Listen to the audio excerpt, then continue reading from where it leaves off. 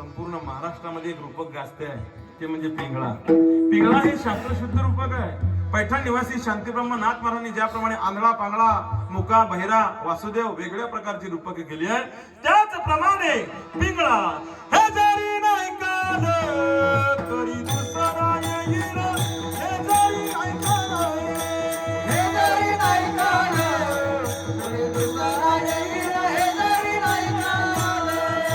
झोपता झोपता ये हो पैठण निवासी शांतीब्रह्म नाथ महाराज तुम्हाला आपला म्हणतात एक करी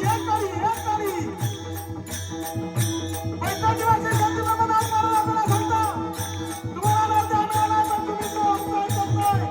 आम्ही तुम्हाला सांगतो याला नरते मिळाला तर भगवान बरोबर तुम्ही प्राप्ती करून घेतली पाहिजे. तुम्ही आमचं ऐकत नाही.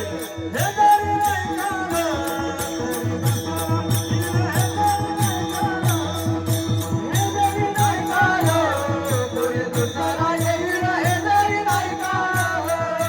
सर्वज्ञ देवतेचा कळवळून येईल, सर्वज्ञ शिवती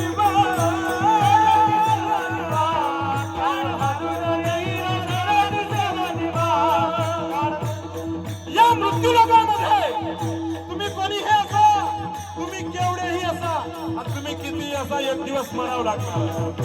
म्हणून आम्ही तुम्हाला सांगतो हे जरी नाही काल तरी